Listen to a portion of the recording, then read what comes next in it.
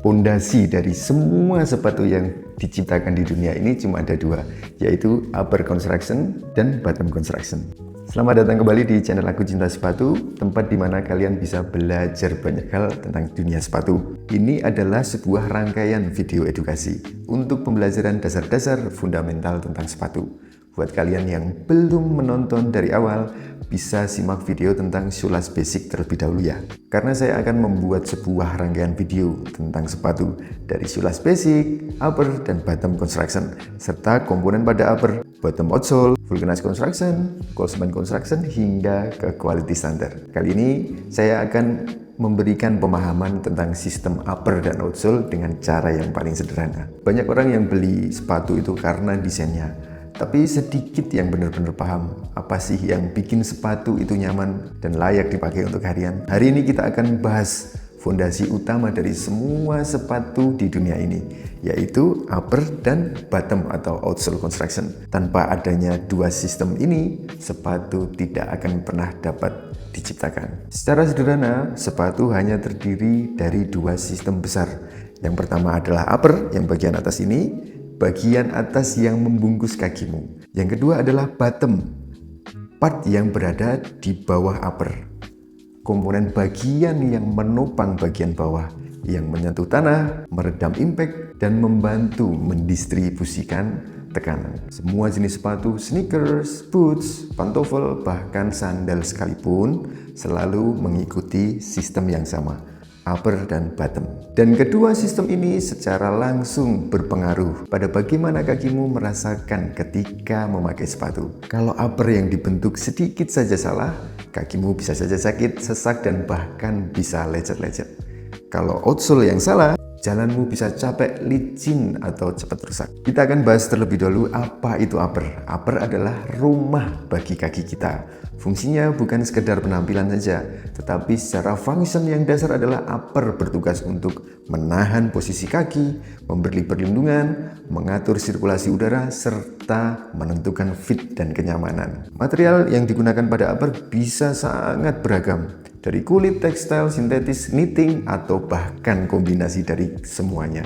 Di dalam upper sendiri ada banyak sekali komponen kecil, bahkan yang tidak kalian lihat. Ada toe box, fem, quarter, heel counter, tongue, lining, dan ada material reinforcement atau penguat di antara kedua sisi, yaitu upper dan lining. Untuk sepatu yang memiliki panel atau part yang kompleks, saling overlapping, komponennya bisa mencapai hingga 40-50 bagian, dari benang yang tak terlihat, material reinforcement, hingga part yang terluarnya. Kamu bisa bayangkan sendiri bagaimana detailnya. Kerja keras seorang footwear developer menyusun technical package atau design brief.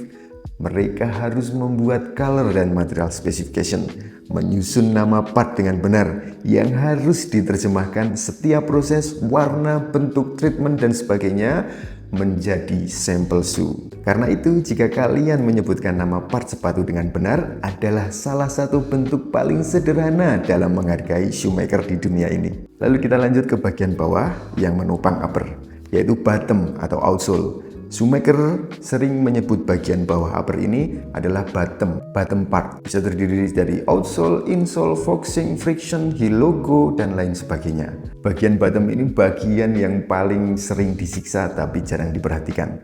Bottom atau outsole bertugas untuk menahan beban tubuh, menyerap benturan, memberikan traksi ke permukaan, serta menjaga stabilitas kakimu saat berjalan. Sole sendiri terbagi menjadi beberapa bagian. Insole, alas kaki yang bagian dalam, midsole atau peredam dan penopang di bagian tengah, serta outsole, bagian paling bawah yang kontak langsung dengan tanah atau permukaan yang kalian pijak. Bagian bottom lain yang ada tapi belum saya sebutkan tadi ada forcing, friction, atau toe cap, dan heel logo itu tetap menjadi bagian dari struktur penopang bagian bottom ya.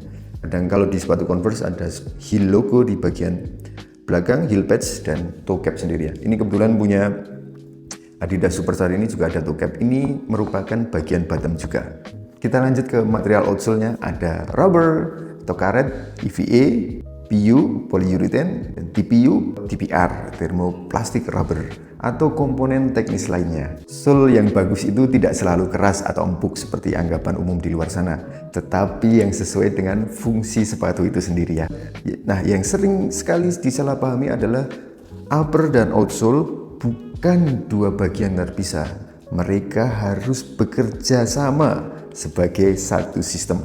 Contoh, uppernya sangat bagus secara construction, tapi ditambah dengan outsole-nya jelek secara konstruksi, maka sama saja sepatunya gagal. Begitu juga dengan sole construction yang dibentuk sangat bagus, namun uppernya salah. Karena titik distribusi tekanan pada patternnya itu juga salah, kakimu tetap tidak akan nyaman. Karena itu disinilah pentingnya shoeless design, metode lasting, metode penyatuan, cold cemented atau vulcanized, stitch down, dan lain-lain. Makanya sepatu tidak bisa dinilai hanya dari bahannya dari apa sih, tapi harus dilihat dari bagaimana secara keseluruhan sistem ini disatukan. Jadi mulai sekarang kalian kalau lihat sepatu jangan cuma tanya bagus nggak sih desainnya, tapi kalian bisa mulai bertanya-tanya.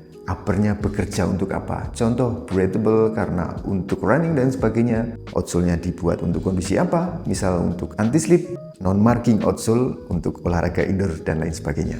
Dan apakah keduanya selaras? Karena sepatu yang baik selalu dimulai dari sistem yang benar. Kalau kamu ingin belajar footwear dari dasar, jangan lupa like, comment, dan subscribe. Semoga bermanfaat.